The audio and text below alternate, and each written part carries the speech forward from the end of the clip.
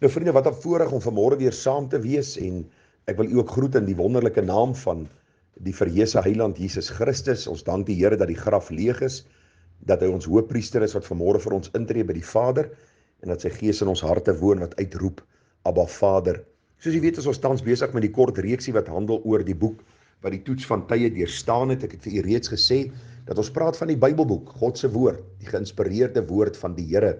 Vir u ook baie duidelik gesê dat die woord van die Here is betroubaar en werd om ten volle aangeneem te word. En ons het 'n bietjie gekyk so gister en eergister na sekere van die bewyse waarom ons kan sê dat die Bybel waar en akkuraat en juis is en waarom dit die toets van tye deurstaan het. Nou ons het vir u gesê dat Christus Jesus self een van die grootste getuies is rakende die betroubaarheid van die Bybel self. Jesus self het tydens sy aardse bediening geweldig melding gemaak van die Bybel. Toe die duiwel hom versoek het in die woestyn, het hy die woord van God gebruik. En dan praat ons in besonder van die Ou Testament. Jesus se woorde is self in die Nuwe Testament opgeteken en dan die Bybelskrywers het dan die Nuwe Testament klaar geskryf en daarom kan ons volstaan by die 66 boeke van die Bybel as die kanonieke boeke of dan geïnspireerde boeke. En jy het nie nodig om by 'n profeet iets uit te vind of 'n stem te hoor van iemand of iemand anders te kry wat vir jou sê wat God wil hê jy moet weet nie. Die getuienis van Jesus self is vir ons een van die grootste en belangrikste getuienisse dat sy woord genoegsaam is en dat hierdie woord betroubaar is en dat ons hierdie woord met ons hele hart kan glo. Nou ons het 'n bietjie gekyk na die besondere gedagte van die profetiese akkuraatheid van die Bybel. Jy sal onthou ons het vir u gesê dat wat God spreek sal gebeur. Hy is die skepper, hy is die onderhouer, hy is die een wat profesie in die Bybel kan laat opteken en dit sal presies so in vervulling gaan soos hy dit dan ook beloof het. En vir u al reeds getoon dat daar in die Bybel so 8352 verse met voorspellings is. 1817 voorspellings rakende 737 sake. En as ons daarna kyk, is dit eintlik maklik om die Bybel verkeerd te probeer bewys. Maar daar was nog nooit een gevind wat kon bewys dat hierdie profeseë wat die Here uitgespreek het nie waar is en nie in vervulling gekom het nie. En ook kan ons met sekerheid sê in vervulling sal gaan, omdat die God van die Ou Testament ook die God van die Nuwe Testament is. Nou ons kyk bietjie vanmôre na die manuskripbewyse as 'n duidelike bewys dat die woord van die Here, die Bybel, die toets van tye deurstaan het. Nou vriende, daar is geen ander geskrif wat so goed behoue gebly het soos die Bybel se geskrifte nie. Jy is baie welkom om die boek te kry van Lee Strobel, The Case for the Christ. Daar is ook 'n film gemaak wat handel oor hierdie The Case of the Christ. En dit sal vir u tot geweldige seën wees om te sien hoe hierdie ateës op hierdie, ek wil amper sê op hierdie soektog uitgegaan het na hoe kan hy sy vrou se geloof verkeerd bewys? Sy het tot bekering gekom en hy het gedink by homself, man, sy glo aan 'n klomp fabels en sy hou vas aan 'n klomp strooihalms. En hy het uitgegaan en hy was redelik sterk daarop uit om te bewys dat die Bybel en die Christelike geloof maar net een of ander veeverhaal is. En dit het hom gelei na hierdie kosbare ontdekking dat God se woord soos 'n paal bo water uitstaan, die kosbaarste boek. Hierdie man het tot bekering gekom en is vandag 'n ywerige en 'n toegewyde kind van die Here, wat dan ook die waarheid van die Here proklameer waar ook al hy gaan. Hy het daardie boek geskryf, The Case for the Christ. Jy kan ook die film kyk, dit sal vir u tot baie seën wees. Maar hy het in besonder gaan om toespits om te kyk na die manuskripbewyse. Daarom kan ek vir u sê daar is geen ander geskrif wat so goed behoue gebly het soos die Bybel nie. Daar is 5300 bestaande Griekse manuskripte en gedeeltes daarvan. Daar is 10.000 Latynse vulgate, 9300 ander weergawes wat deur die eeue behoue gebly het. Die papyrus en vroeër inseniaal manuskripte, vriende, dateer baie nader aan die oorspronklikes as enige ander literatuur. Ek wil vir u sê daar is geen ander dokument uit die antieke tydperk wat so akkuraat behoue gebly het soos die Nuwe Testament nie. Sir Frederick Kenyon sê, daar is so groot aantal manuskripte van die Nuwe Testamente, dat dit feitelik seker is dat die ware lesing van elke gedeelte waaroor daar getwyfel kan wees, in een of meer van hierdie antieke gesaghebbende dokumente behoue gebly het. Dit kan van geen ander antieke boek ter wêreld gesê word nie. Die vraag wat ons vanmôre moet vra is, nou, waarom is dit so dat die Bybel hierdie geweldige klomp manuskripbewyse het? En ek dink is eenvoudig, die Here sê vir ons in Matteus 24:35 dat die hemel en die aarde sal verbygaan, maar my woorde sal nooit verbygaan nie. Die Here is baie duidelik in Johannes 12:48, wie my verwerp en my woorde nie aanneem nie, het een wat hom oordeel, die woord wat ek gespreek het, dit sal hom oordeel in die laaste dag. U sien, dit sal dwaas wees om God se woord eenkant te skuif. Mense wat sê, ag man, die Bybel is nie waar nie en daar's nie bewyse vir die juistheid en die akkuraatheid van God se woord nie, is mense wat kortsigtig, mense wat naïef en mense wat blaatant rebels teenoor die God van die Bybel is.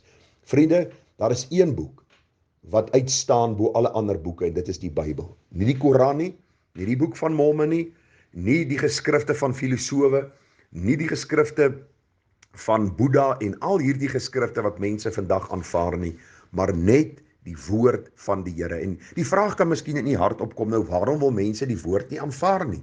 Eenvoudig, die Bybel sê omdat ons harte boos is, omdat ons wil gebonde is deur sonde.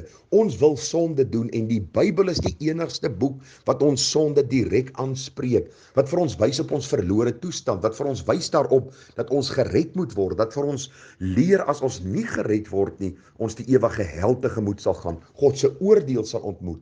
Maar die Bybel is ook aan die ander kant die kosbare bron van waarheid, die blye boodskap dat God sy seun gestuur het om as plaasvervanger aan die kruis te sterf sodat ek gered kan word. Daarom wil ek vir u sê, die Bybel is nie net 'n boek van moets en moenies nie, maar is juis 'n boek wat behoue gebly het.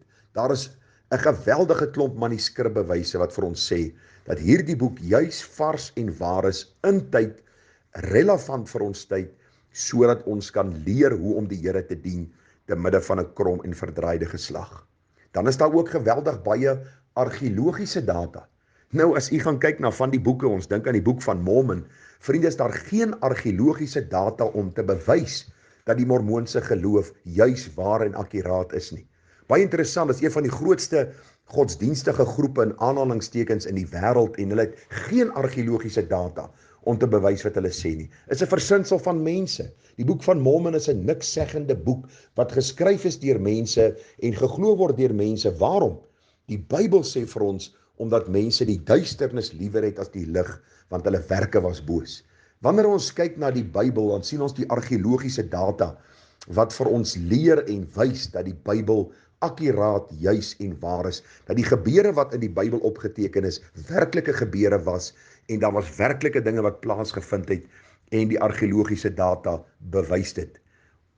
As ons kyk, vriende, na die argeologiese data, dan wil ek vir u baie duidelik sê, al hierdie bewyse staaf nie dat die Bybel God se woord is nie. Onthou, ons het reeds vir u gesê, Jesus se interne getuienis oor die juistheid van die Bybel is vir ons die belangrikste. Maar hierdie profetiese akkuraatheid en die argeologiese data bevestig maar net telke male die feit dat die Bybel wel God se woord is. U sien, God se woord is God se woord nie omdat bewyse daarvoor gelewer word nie, maar omdat God so sê.